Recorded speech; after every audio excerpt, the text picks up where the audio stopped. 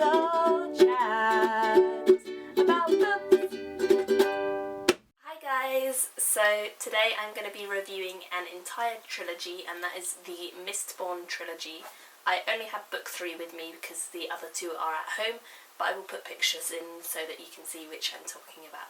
Also, sorry for my throat, it's a little bit sore, so yeah, my voice is a little bit messed up, but I hope you can excuse it and just enjoy the review of this amazing series. So let's get started. So book 1 in this series is called The Final Empire, and they are all by Brandon Sanderson. The Final Empire is essentially setting up the world and starting to introduce you to some of the characters who will go a long way in the series, and other characters who may not even survive the first book. So it's really interesting. The one thing that I always find that I love about Brandon Sanderson's work is the way that his magical systems are so scientific and sort of plausible, even though they're magic, which doesn't make much sense, but when you read it you'll understand what I mean. The way he explains his magical systems in the books makes you want to believe that they could be real, even if they sound a bit ludicrous. So essentially this world is a large world called the Final Empire. That is the name of the world. It is ruled over by a man called the Lord Ruler, who is essentially a god figure for the world. He's very domineering, he takes over. Scar is another word for slaves, and they kind of work for the Lord Ruler, and they have to work in plantations under nobility. It's very much a sort of hierarchical society, with the nobility and the Lord Ruler at the top, with his inquisitors, and very much a society where there is a large difference between the rich and the poor people. So essentially into this world we meet a young girl called Vin, and she's very quiet. She sort of like runs through the back alleys. She's a street thief. Essentially she's very unassuming, and we don't really know what to expect from her when we first meet her. However, she goes on to big things, and she definitely has a lot of hidden talents which do get discovered in the first book and expand over the next 2. There's also a main character in this called Kelsier. He is essentially trying to overthrow the Lord Ruler, and he has a band of people with him, and he is very much the key player in this first book. He is really coming into his own, and he's telling them what to do. He's sort of directing operations.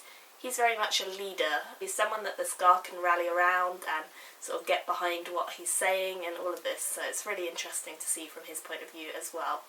In this world there's magical systems. They are called ALLOMANCY, and that is essentially to do with metals. There are about 10 allomantic metals, and they're kind of interesting because only nobility-born people can really be allomancers. So you can get people who are half Scar and half nobility, or something similar like that, who've been passed down through generations of nobility and become Scar. People like that can be allomancers. So you essentially have mistings, and mistings are people who can use one of the metals in allomancy, and they have a power because of it. So you've got tin, which is increasing the senses. Iron, which pulls on nearby sources of metal. Steel, which does the opposite of iron, it pushes on metal. Pewter, which increases your physical abilities. Brass, which soothes or dampens your mood. And zinc, which does the opposite, it riots your emotions, make people very angry and things like this. Copper, which can hide allomantic pulses. Bronze, which does the opposite, allows people to hear the allomantic pulses. Aluminium, which destroys all of your allomantic reserves, so you don't really want to be using that. And atium, which is the most powerful metal as it is seen in this book, and it essentially lets you see into someone's future. So it's highly desirable, but essentially the Lord Ruler controls the majority of it, and we really don't know much about where it comes from or anything like that. So those are the 10 metals which are discovered in the first book. As the series goes on, it's quite possible that others are discovered. It's definitely interesting to see how that develops and the different powers that come of that. But basically a misting can only use one of these powers, whereas a Mistborn which is someone who can use all of the powers, has access to every single one of the powers, and every single metal that they ingest they can use, as long as it is an allomantic metal. And we meet Vin, and she has to master her allomancy. So I'll just read out the blurb for the first book and see if I can get you guys to read it, because it's amazing and you should all read it. 1,000 years ago, evil came to the land. A dark lord rules through aristocratic families, and ordinary folk labour as slaves in the volcanic ash fields. A troublemaker arrives. A rumoured revolt depends upon an untrustworthy criminal and a young girl who must master allomancy, metal magic. So that's the blurb of the first book, and I definitely think that if you like fantasy, if you like Sanderson's work, if you like anything by any fantasy authors, then you will probably really enjoy this, and especially if you enjoy really cool powers and so on, because it's such a cool book. A lot of really cool stuff happens in this book, and it really does lead you on to the second and then the third book in a really dramatic and exciting way. It's not a very gritty series. There's nothing really drastically horrible graphic detail described, so there's none of the sort of George R.R. Martin and Scott Lynch type writing in it.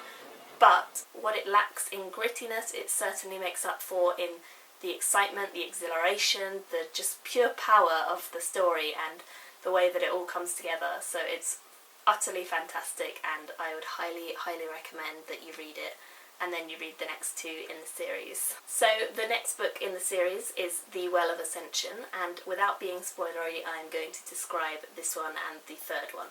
So this one is again a sensational read, much like the previous one. I really enjoyed the story of the second one, although there are some slower paced parts. I don't think that this detracts from the story. I really felt like it was still developing. There was a lot of things for us to learn along the way, and just get to grips more with the world. The writing really explains the magical systems in a lot more depth in this book, and we sort of really learn about some of the other powers in the world that we perhaps didn't know about previously, and that really draws you in and makes you interested in sort of what's going on and how it's all coming together and all of this. In this book, Sazed kind of becomes a much more key player, and we see a lot more of the outside world, sort of outside of the main centre, which we didn't previously see, and which I definitely felt was going to be explored a lot further in book 3, and that certainly happens. So it's really nice to see kind of outside of the Lord Ruler's own central domain, because we don't see a lot of that in the first book, and we really don't know all that much about the rest of the world and what's going on out there, and all the threats that the rest of the cities in the Final Empire are actually facing. So that's something really interesting to see.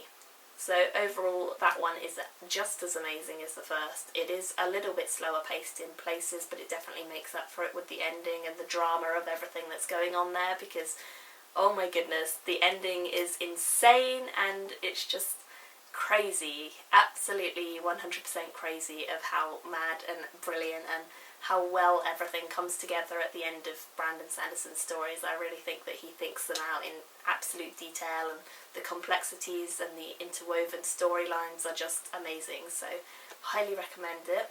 And then on to book 3, which is the one that I have just finished reading and that I am completely and utterly in love with, because this is essentially the end of this part of the series. Now, what Brandon Sanderson has said that he's going to try and do is that he would like to write 3 more books after this one, set in the same world, in a sort of later time period. And I believe, from what I've seen of Tor's newsletter, which is the publishing company that he is published by, they have confirmed that there will be 3 more books in the series.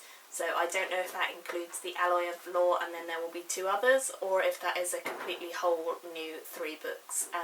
But I do believe that the first one of them is meant to be coming out next year. Goodreads says 2014, but seeing as there is no published date for it at the moment, I am assuming it will probably be 2015. Anyway, back to this one. So this book is amazing, unbelievable, and I was in love with it the whole way through. What can I even say about this book?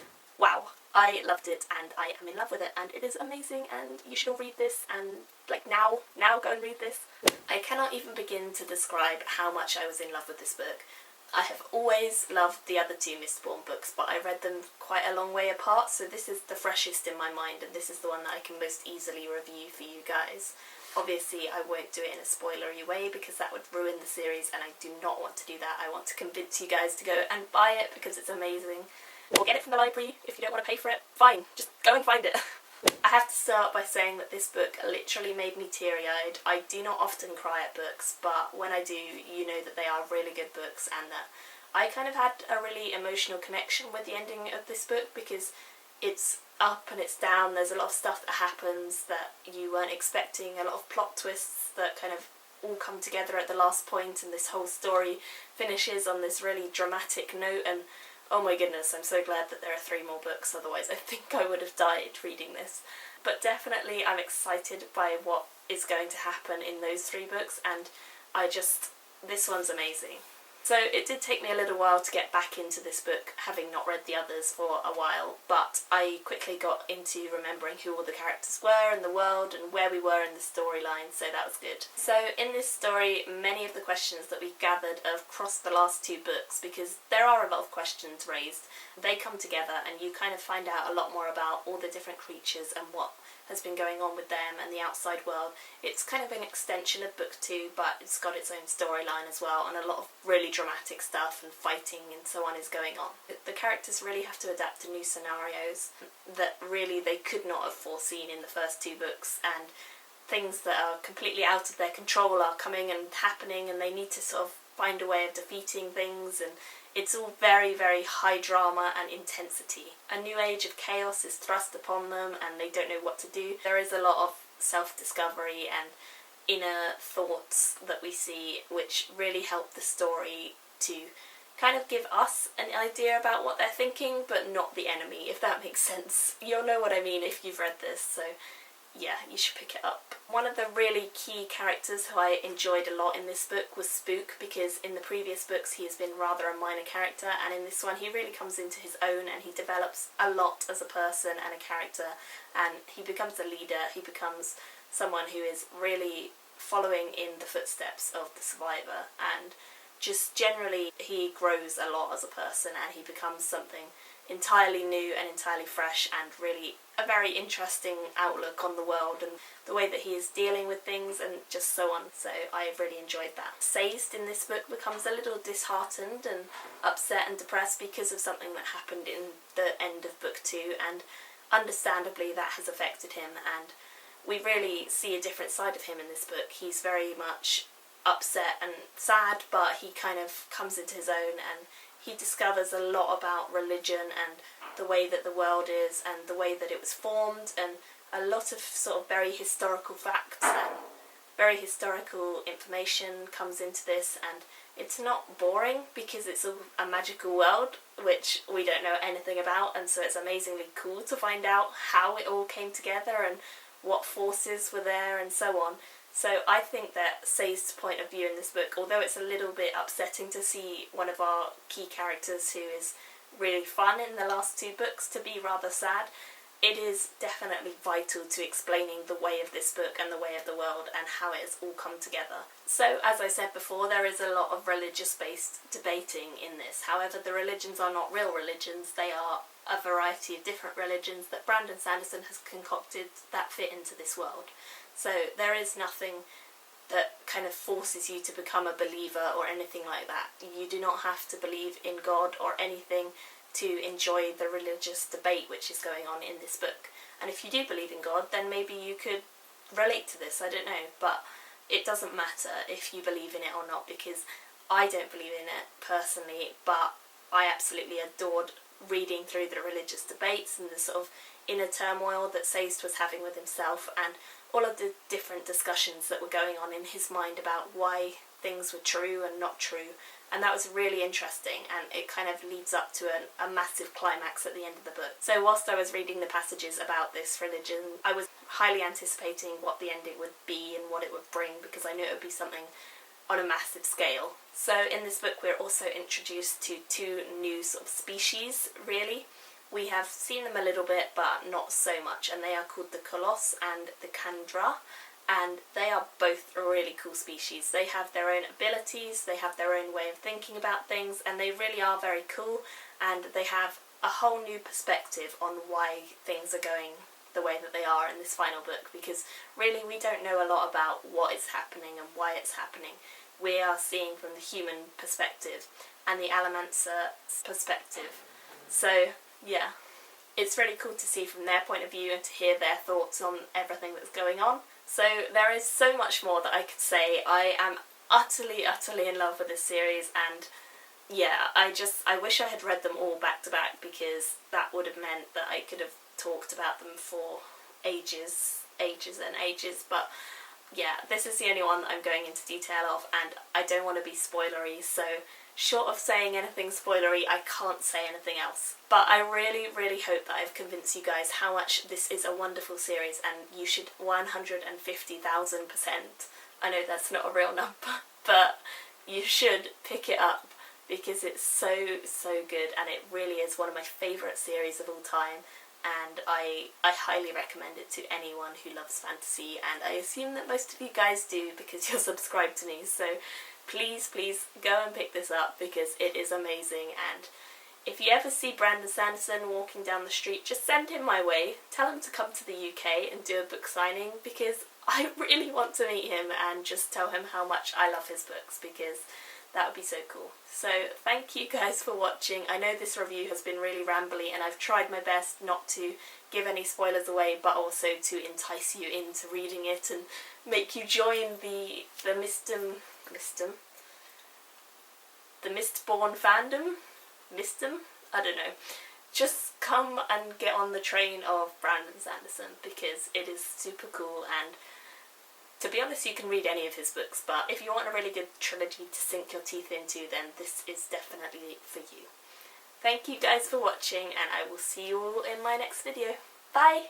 Me and you gonna have a little chat about books.